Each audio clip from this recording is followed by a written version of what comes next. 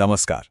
सोचिए, हम सब अपनी जेब में एक ऐसी डिवाइस लेके घूमते हैं जिसमें इतनी कंप्यूटिंग पावर है कि वो कभी-कभी एक पूरे कमरे को भर देती थी।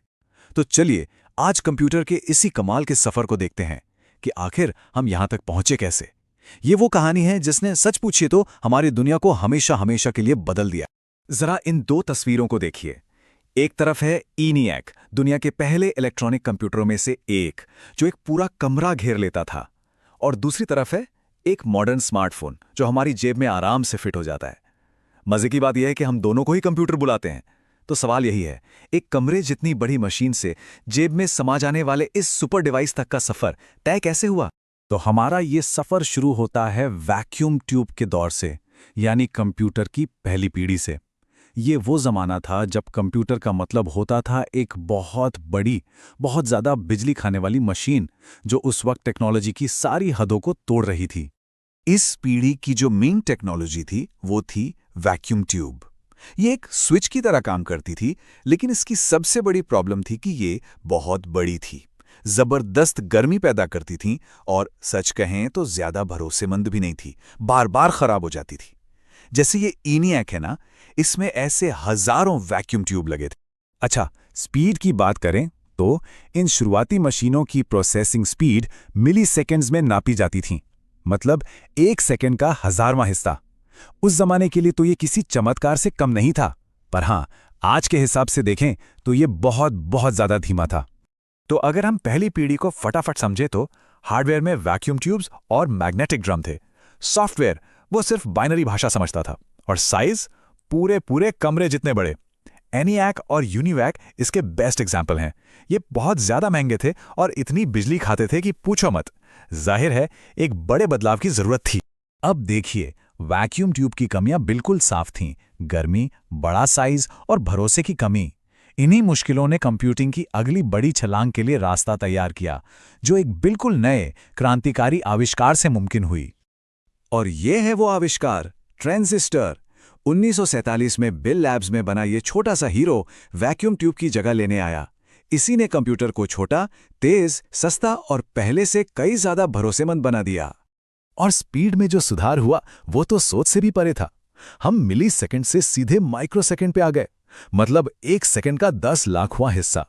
ये कोई छोटा मोटा नहीं, बल्कि 1000 गुना का सुधार था। ट्रांजिस्टर की वजह से ही पहली बार कंप्यूटर बिजनेस और इंडस्ट्री के लिए एक प्रैक्टिकल टूल बन पाए। और तो और फॉर्ट्रैन और कोबोल जैसी हाई लेवल प्रोग्रामिंग लैंग्वेजेस ने प्रोग्रामिंग को भी आसान बना दिया, जिससे नई नई संभावनाओं के दरवाजे खुल गए। चलिए, अब कहानी और भी छोटी चीजों की तरफ बढ़ती है। तीसरी पीढ़ी में कंप्यूटर के पुर्जे वो खुद ही सिकुड़ने लगे। ये देखिए, इंटीग्रेटेड सर्किट या IC, जिसे हम सब माइक्रोचिप के नाम से जानते हैं। जैक किल्बी और रॉबर्ट नॉयस का ये कमाल का आविष्कार, इसने कई सारे ट्रांजिस्टर्स को सिलिकॉन के एक छोटे से टुकड़े पर फिट कर दिया। ये टेक्नोलॉजी में एक बहुत बड़ा मील का पत्थर था। और स्पीड 1 और 1000 गुना तेज। प्रोसेसिंग स्पीड अब नैनो सेकंड तक पहुंच गई थी, यानी 1 सेकंड का अरबवां हिस्सा। इस स्पीड ने रियल टाइम एप्लीकेशंस को हकीकत में बदल दिया। ICs ने कंप्यूटरों को और भी छोटा और पावरफुल बना दिया। और जो सबसे दिलचस्प बात है वो ये कि इसी पीढ़ी में पहली बार कीबोर्ड और मॉनिटर जैसे यूजर फ्रेंडली इंटरफेस आए। मतलब अब कंप्यूटर सिर्फ वैज्ञानिकों के लिए नहीं थे, बल्कि आम लोगों की पहुंच में भी आने लगे थे। इस तेज तरक्की के पीछे एक नियम काम कर रहा था, जिसे हम मूर का नियम या मूर्स लॉ कहते हैं। ये कहता है कि एक इंटीग्रेटेड सर्किट पर ट्रांजिस्टर की संख्या लगभग हर 2 साल में डबल हो जाती है।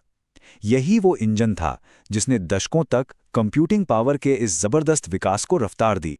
और अब हम उस पीढ़ी में आते हैं जब कंप्यूटर आखिरकार बड़ी बड़ी कंपनियों से निकलकर हमारे और आपके डेस्कटॉप पर आ गया।